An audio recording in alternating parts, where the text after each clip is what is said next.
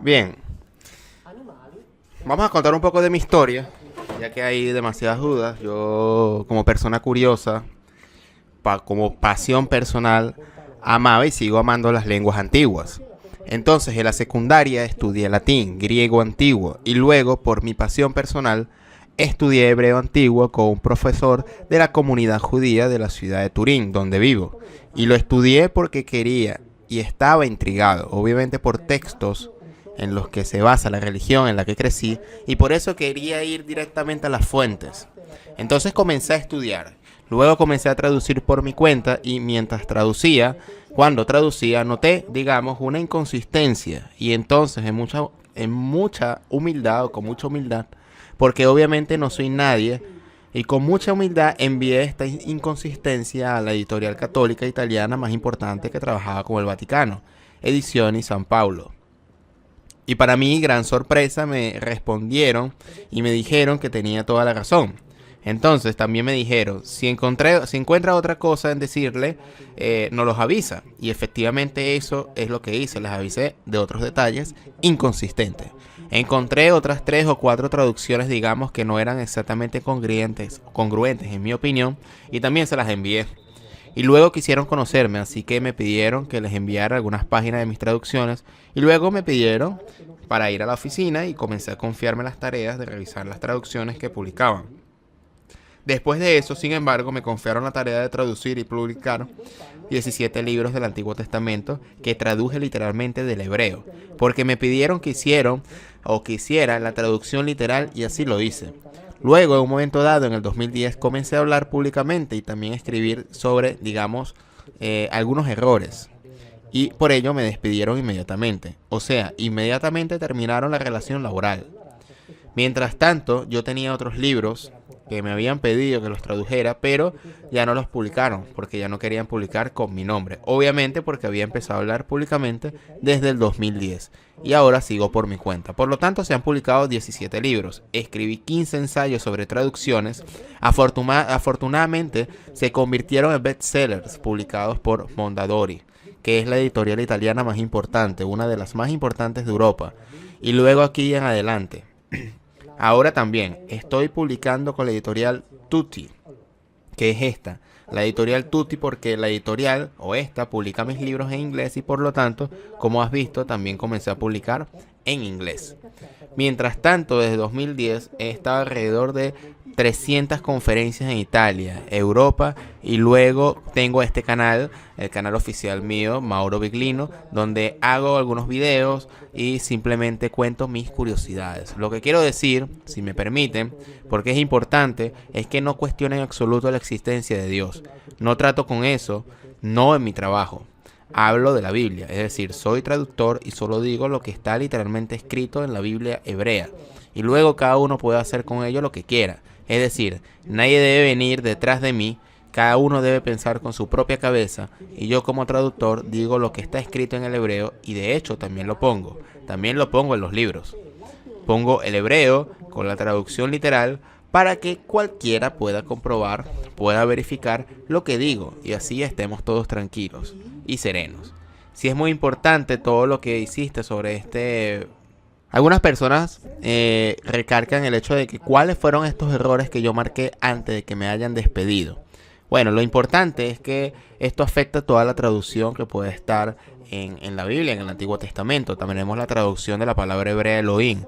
Como dije antes, no me preocupa la existencia de Dios y respeto absolutamente la fe de todos porque es muy posible que Dios exista, así como no es un tema que cuestiono. El problema es que la palabra Elohim en la Biblia, la palabra hebrea, es la palabra que siempre se traduce como Dios, pero Elohim no significa Dios. Elohim es una palabra plural que indica una multiplicidad de individuos y la Biblia habla de eso. Y en particular habla de ellos, que uno de ellos se llama Yahvé, que es uno de los Elohim y que es el que cuida, digamos, aquel a quien le fue encomendado el pueblo de Israel. O sea, en particular, le fue encomendado, como la Biblia dice claramente, con la familia de Jacob. Y Jacob es ese patriarca que luego toma el nombre de Israel.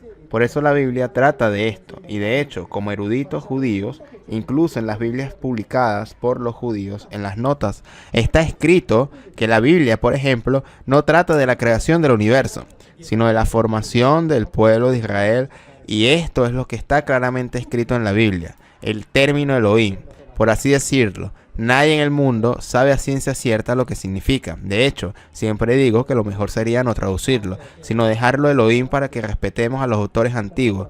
No hacemos traducciones imaginativas y por el contexto entendemos exactamente cada vez que encontramos esa palabra. Por el contexto entendemos lo que hicieron aquellos allí, es decir, ese grupo de individuos, porque precisamente en muchas partes de la Biblia, que obviamente pongo en mis libros, se entiende claramente que es una multiplicidad de individuos.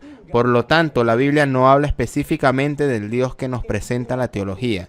Después de eso, también podemos decir, me doy cuenta que Dios eligió ese libro para darse a conocer a la humanidad. Y bueno, no tengo nada que decir al respecto a ese argumento, absolutamente. Solo digo que Elohim no significa Dios, pero los exégetas judíos también dicen esto. Es decir, dicen que de hecho Elohim puede tener muchos significados porque el hebreo es un lenguaje polisémico. Es decir, cada palabra puede tener muchos significados, pero, por ejemplo, importantes exégetas judíos escriben que la Biblia no contiene la palabra de Dios tal como la entendemos. Así que este primer gran, llamémoslo error, un error malo de interpretación, más que todo sería un forzamiento. Es un gran tramo, otro gran tramo es la idea de creación, es decir, el verbo bara en hebreo, que se traduce como crear o crear de la nada, no significa crear. En mis libros y conferencias he relatado todas las ocurrencias en las que aparece el verbo bara y significa intervenir en una situación ya existente para modificarla para los propios fines. Y esto es lo que hicieron los Elohim, precisamente cuando intervinieron y dónde intervinieron. Pero, ¿cuál es el problema? Que en la antigua cultura semítica no existen conceptos metafísicos, es decir, no existe el concepto de trascendencia, no existe el concepto de eternidad, no existe el concepto de omnisciencia, omnipotencia, realmente no existe. Estos fueron introducidos por la teología para dar su interpretación, que sin embargo es exagerada, porque en realidad la Biblia es un libro muy concreto que nos cuenta una historia, la historia de la relación entre el pueblo de Israel y Yahvé, que es su gobernador, que es, digamos, aquel Elohim a quien el pueblo se había asignado. Después de eso, repito, existe Dios. Dios existe, no tengo nada que decir. Y algunos pensarán, pero bueno, Mauro, estás diciendo que los Elohim eran más importantes después de Yahvé. Luego, al más importante es Elión, y quiero resaltar eso. Elión es a quien se menciona algunas veces en la Biblia en particular, por ejemplo, en el libro de Deuteronomio, donde está escrito que Elión es quien hizo las asignaciones, es decir, asignó un pueblo, un Elohim. En el capítulo 32 de Deuteronomio está escrito que Yahvé le fue asignada a la familia de Jacob, pero solo a la familia de Jacob, no a todos los judíos, porque eran muchas familias judías. La familia de Jacob obviamente deriva de Abraham, pero Abraham tenía 2 hermanos, quienes a su vez tuvieron hijos. Bien, los hermanos de Abraham y sus descendientes no fueron asignados a Yahvé, sino que dice la Biblia, fueron asignados, como dice la Biblia, fueron asignados a otros Elohim. Y la Biblia también nos dice los nombres. Uno se llama Camosh, el otro se llama Milcom, y luego hay otros Elohim de otros pueblos, como Adab, Dagón, Melcar, Asherá. Así cada pueblo tenía su propio Elohim. Entonces el líder, por así decirlo, es Elión. Y no es casualidad que en hebreo Elión tenga un significado preciso, porque dice, o significa el que está más arriba, es decir, el comandante de todos. Algunas personas se dirían, ¿qué debería pensar entonces de Jesús? Si todo es cierto, ¿quién es Jesús? ¿Realmente existió Jesús? Entonces simplemente yo respondo, no lo sé. Entonces la figura de Jesús es una figura, por así decirlo, muy controvertida en el sentido de que son muchos los estudios que a lo largo de la historia han llegado a decir que Jesús no existió, es decir, que es un invento. Estoy entre los que piensan que Jesús sí existió absolutamente y tenía discípulos, era rabino, es decir, era un rabino que tenía como objetivo realizar la obra mesiánica, y la obra mesiánica prevista por la Biblia era liberar el pueblo de Israel de la dominación extranjera. Y de hecho Jesús actuó en ese sentido y fue condenado por razones políticas, esencialmente, no por razones religiosas, porque los romanos no condenaban a nadie por razones religiosas, porque cualquiera podía, y en fin, los romanos conocían muchas divinidades y las aceptaban a todas, y por lo tanto Jesús trabajó, por así decirlo, en nombre de este Elohim, pero precisamente para realizar la obra mesiánica que estaba prevista para lo que debería haber sido el Mesías. El problema es, ¿por qué entonces los judíos no aceptaron a Jesús, pero el cristianismo nació en Roma y luego en Grecia? Porque en realidad Jesús no pudo de una manera liberar al pueblo judío del dominio romano. Y para los judíos, el Mesías no pudo ser derrotado porque estaba sostenido por Dios, es decir, apoyado por Yahvé. Y en cambio, lamentablemente, Jesús no pudo realizar, digamos, el trabajo político de liberación. Luego la figura de Jesús fue reelaborada por el apóstol Pablo, quien le dio un valor universal a la figura de Jesús. Y ciertamente podemos decir que independientemente de quién haya sido el mensaje, digamos, de amor que se extrajo de él, es un mensaje que tiene un valor universal, porque si todos los hombres fuéramos lo suficientemente inteligentes como para entender que nuestra felicidad deriva del bienestar y la felicidad de los demás, y nosotros los hombres, por tanto, al despertarnos por la mañana, preocupados por hacer feliz a otros, sabríamos también que hay otros que se preocupan de hacernos feliz a nosotros y viviríamos un paraíso terrenal. Sí es cierto que los antiguos nos contaban en esencia crónicas verdaderas.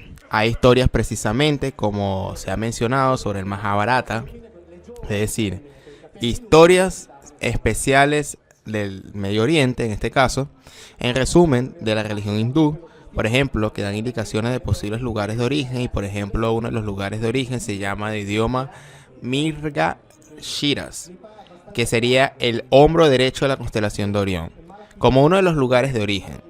Y dicen que los hindúes, que aquí llegaron varias razas que tomaron contacto con la humanidad y que por lo tanto, y aquí volvemos por ejemplo a los sumerios, hicieron varios experimentos antes de llegar a fabricar al sapiens adecuado. Por ejemplo, en los textos sumerios está escrito que hicieron uno que no podía retener la orina. No podía, por ejemplo, que hicieron otro que no podía comer. Otros que no tenían órganos genitales. E hicieron uno que ni siquiera podría cerrar la mano.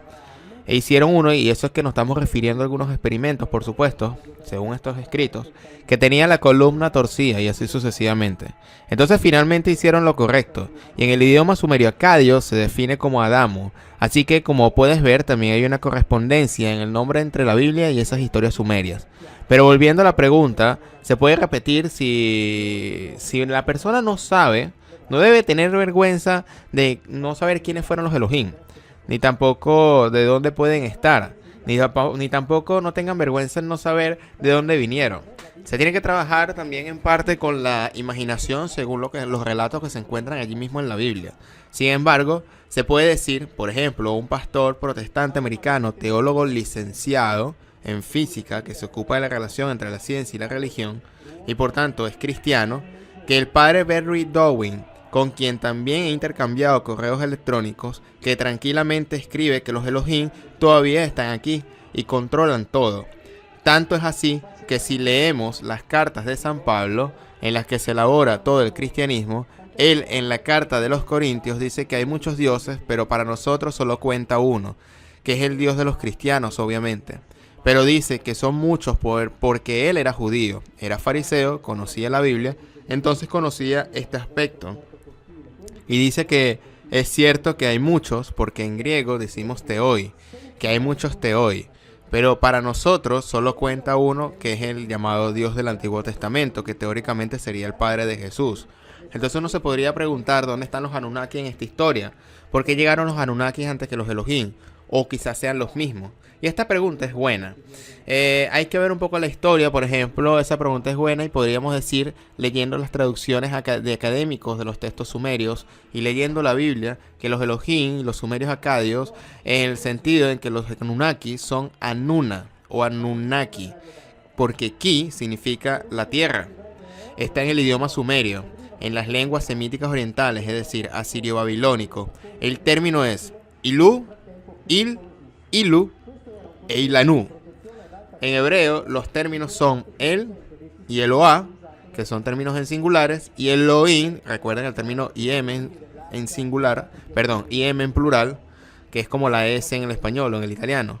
Como las lenguas semíticas se escribían y el hombre, o en el hebreo, todavía hoy se escribe sin vocales, solo con consonantes, Eloah puede decirse fácilmente que es Alá. Es decir, si le quitan las vocales es lo mismo.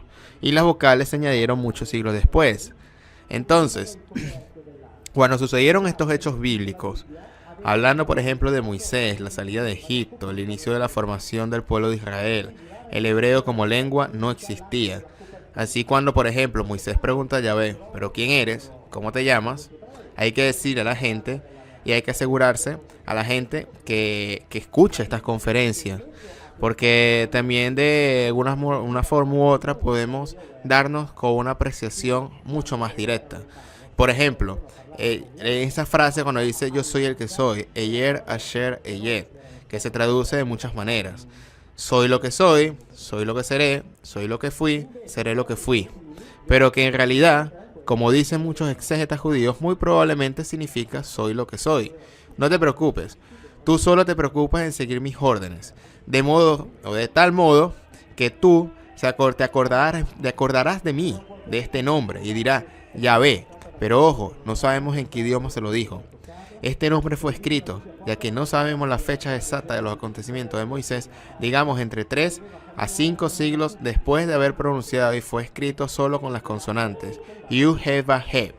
Las vocales, es decir, los sonidos de las vocales, se lo colocaron otros 1400 años después, es decir, entre el 600 y el 900 después de Cristo.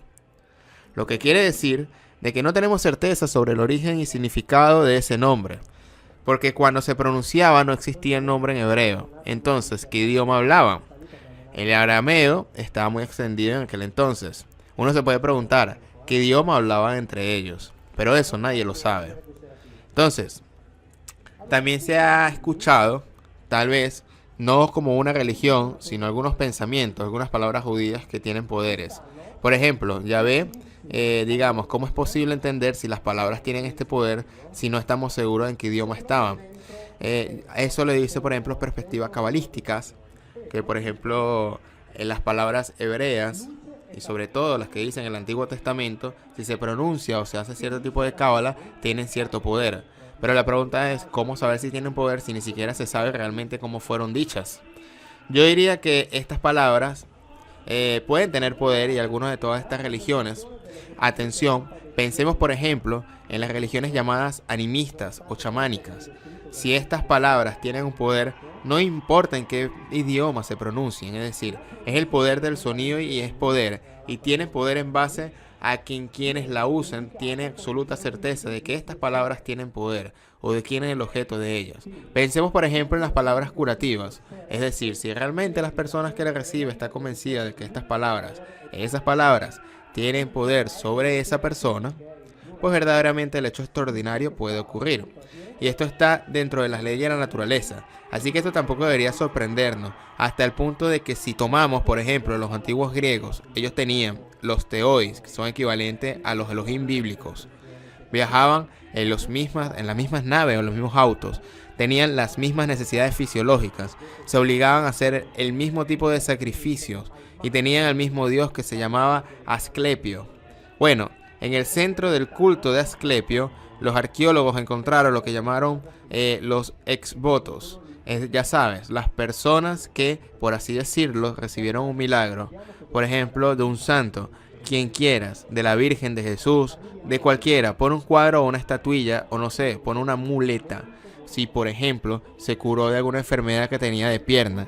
Bueno, se ha encontrado exvotos, aquellos que, y muchos de todos los que creían haber sido curados por Asclepio. De modo que existe este poder para provocar acontecimientos extraordinarios.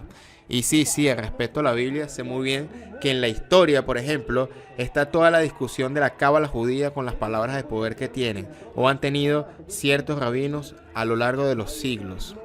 Bueno, estoy abierto a todo, es decir, en el sentido de que existen hechos extraordinarios, sea cual sea la explicación. Entonces, esto es muy importante porque el ser humano y con esto concluyo, puede tener un gran poder dentro de sí mismo, pero es por el grado de convencimiento, no tanto por las palabras que se usan. En este sentido, yo no me encargo de esa situación porque esto es más que todo algo de la teología, de la creencia, ya de algo de la cultura. Yo me encargo simplemente al trabajo más estúpido y tonto que se pueda tener, y es decir lo que ya está escrito. Y lo que ya está escrito es que hay ciertos errores de traducción actualmente que no lo están en el original del hebreo. Es importante que, al menos antes de comenzar cualquier tipo de interpretación, puede irnos primero a lo literal y ver realmente cuál es el significado. Pero a veces nos limitamos a un solo significado porque fue lo que nos enseñaron y cambiamos completamente el contexto. Entonces, por recomendación de mi parte, es primero hacer de cuenta de que lo que está escrito está ahí, porque de nada sirve hacer todo este tipo de trabajo sin dar por supuesto que por lo menos eso que está escrito es verdad. Y segundo, no traducir las palabras, o por lo menos algunas palabras como Elohim, Eloa, El Shaddai, Elión, dejarlas así como está. Y el contexto va a determinar, por ser significados polisémicos, cuál es el significado que mejor se adapta a esa situación. Pero eso, si no sabemos el hebreo, nunca vamos a llegar o a tomar en cuenta dicho contexto, porque estamos hablando con palabras italianas o palabras españolas, y nunca estamos tratando con las palabras reales del hebreo, que son altamente polisémicas y que no tienen un solo significado. Como ya les he explicado en otras conferencias, si colocamos ciertos puntos vocales, la misma palabra puede significar una cosa, y si le añadimos o le quitamos los puntos de las vocales, puede significar algo completamente distinto. La idea con todo esto es hablar con la Biblia que ustedes tienen en casa, y no usar una propia traducción para que después no digan que yo me estoy inventando las cosas. En el transcurso de la noche, algunos de ustedes tienen, aunque sea la sensación de que yo estoy interpretando, si tienen esa sensación, le pido por favor que me pare y que me diga, cuidado, que lo que está usted haciendo es interpretando a su modo, porque es algo que quiero evitar. Es decir, cortar con ese patrón de tener la necesidad de interpretar algo que no hay necesidad de hacerlo, puesto que ya está escrito en la Biblia, en este caso, en las reales traducciones. Y estos, los que usan la interpretación, es para convencer una cosa que por otro lado han hecho muy bien, y es que la Biblia habla de Dios. Y eso es lo que quieren hacer convencer, de que la Biblia habla de Dios. Más que para eso, ellos deben necesariamente interpretarlo así. Pero como yo no tengo que convencer a nadie, yo hago de cuenta de que lo que está escrito es verdad. Y así evito de intentar interpretar. Así que si tienen la sensación, por favor, párenme de inmediato. Para decir que la Biblia habla de Dios, ha sido necesarias, muy necesarias formas, muy necesarios años y siglos. Y son necesarias todavía millones y millones de páginas, millones y millones de formas de elaboración teológica para explicar que ese libro habla de Dios. Millones de páginas sobre las cuales se continúan trabajando millones de elaboraciones. Por ejemplo, cuando agarramos un libro, sabemos de inmediato cuál es el personaje principal, el protagonista y los personajes secundarios. Esto mismo debe también pasar con la Biblia. Pero esto no pasa con este libro, puesto que no entendemos al instante, incluso si Dios habría o no inspirado ese libro para hablarnos a todos nosotros y a la humanidad entera. Así que entonces, si el libro es claro al respecto de quiénes son los protagonistas, en este caso en la Biblia, me pregunto, ¿qué necesidad hay de toda una serie de intermediarios que expliquen que ese libro habla de Dios? Porque si lo leemos nosotros solos, empiezan a aparecer algunas dudas, y más si lo leemos desde el hebreo. Incluso después de haber escuchado decir que ese libro habla de Dios, surgen algunas preguntas si lo leemos correctamente. El problema es que no lo leemos. Ese es el hecho concreto. nosotros escuchamos solamente las explicaciones, es decir, las interpretaciones. Y las interpretaciones están muy bien armadas según la religión de la que puedes escuchar. Lo que sí hay que recalcar es que estas interpretaciones fueron hechas por mentes muy inteligentes, por personas muy capaces. El problema es que a menudo estas explicaciones fueron escritas y fueron elaboradas como si la Biblia no existiera. No a partir de la Biblia, ni de lo que dice, ni de la parte literal, sino como si la Biblia no existiera, es decir, son explicaciones elaboradas en un primer momento en el sentido de que los teólogos deben ocuparse de la teología, es decir, deben ocuparse de la idea de Dios, del cual nadie sabe nada, que ellos mismos elaboran de los atributos que le atribuyen a esta misma idea de Dios que ellos mismos formaron y sobre las cuales discutirán durante muchos siglos. Y ese es su trabajo, tratar de darle una explicación de las cosas del más allá. Pero el problema nace en el momento en que esa idea de Dios la quiere hacer encajar por la fuerza en ese texto, aunque el texto mismo te diga algo totalmente distinto a lo que dice la interpretación. Y ahora esa idea de Dios continúa siendo mostrada, formulada y explicada como si ese libro no existiera. Siempre teniendo cerca la Biblia, incluso con los libros míos, siempre con la Biblia al lado, porque de otra manera corremos el riesgo precisamente de escuchar solamente la explicación, sin conocer el texto. Y ahí está la trampa. Y así se nos hace creer que en la Biblia se habla de un modelo de Dios, de una forma de concebir a Dios que para nada tiene que ver con lo que estuvo escrito. Y para nada tuvo que ver con el contexto donde el cual se escribieron dichos pasajes, sino que lo leemos desde una perspectiva de una mentalidad del siglo XXI, desconociendo las costumbres, pensamientos, influencias, culturas y culturas que antecedieron a la cultura hebrea y del cual no naturalmente copiaron, pero se atribuyeron muchas de esas historias como propias, como originales. Y esto es totalmente falso. Muchas de las historias, si no todas, fueron escritas mucho antes de la existencia de los hebreos, partiendo de los sumerios y más atrás.